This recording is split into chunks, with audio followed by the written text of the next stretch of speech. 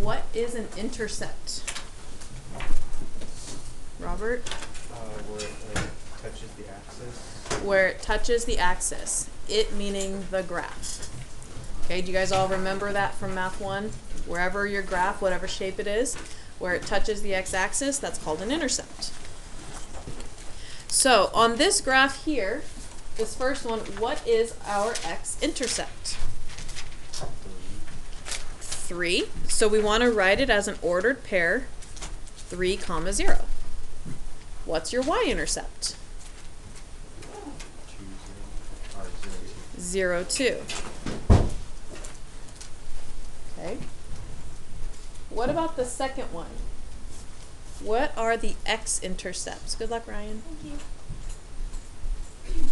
So where does it cross the x-axis?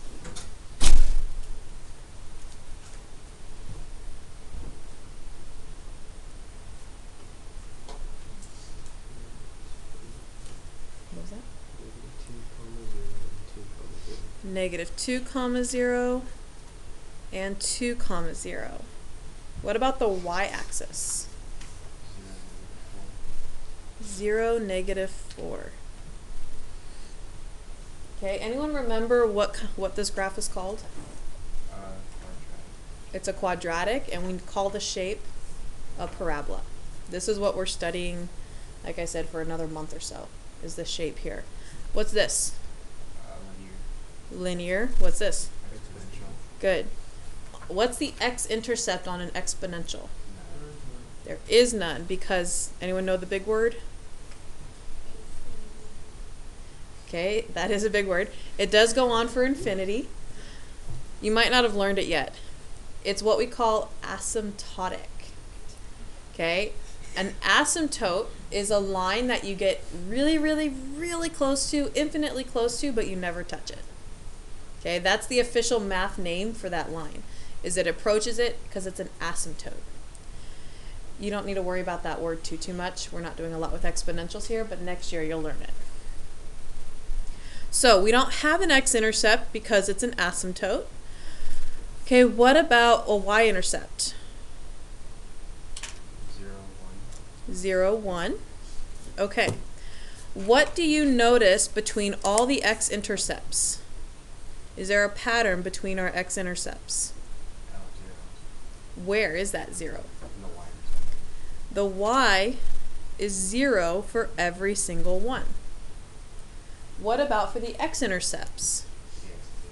The x is 0 for every single one. That's what's going to help us do these algebraically when we're not given the picture. So when we're given the picture, we can just read it right off the graph. But what happens when we're not given a picture and we're just given an equation? How do we do it? So, for the x-intercept, we set y equal to 0. So I'm going to do 0 equals 3x minus 6. And then we solve for x. So add 6, divide by 3, x is equal to 2, so 2, 0 is our x-intercept. Okay, what about y? So for the y-intercept, we set x equal to 0. So that'll be 3 times 0 minus 6, -6, so 0, -6. You guys remember doing this last year? Yeah. We don't have to do that for linear, right? Because it's just the y-intercept is... If it's in slope-intercept form already, but what if I didn't give it to you in slope-intercept form? What if I gave it to you in like standard form? Okay. Then you would have to. But if it's already in this way, this format, then yeah, you can just read it from the equation. Okay, number 2. Let's start with the y-intercept here. So we're going to set x equal to 0. I forgot to put my y equals y. 0 squared minus 4 equals y. So what does y equal? So we'll have 0, negative 4. But now let's go to the x-intercept, where we set y equal to 0. Anyone know how to solve that?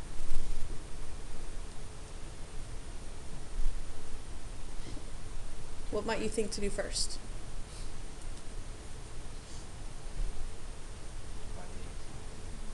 Add 4.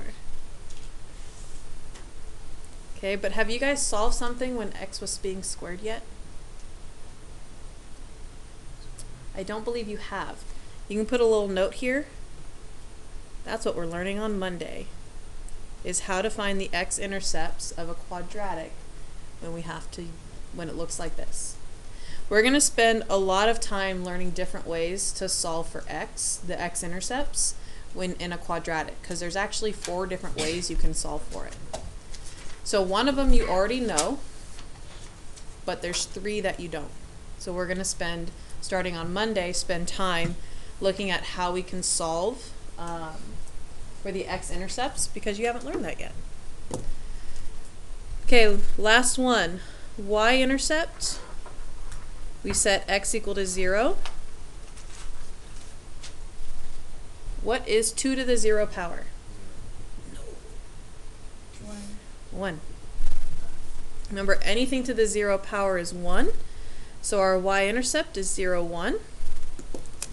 Now the x-intercept, where we set y equal to 0.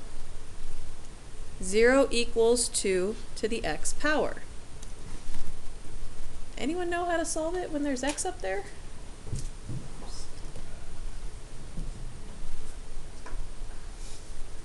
That's math 3.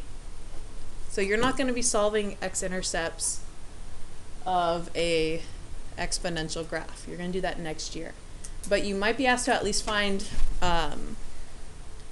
the y-intercept, because that one we can do.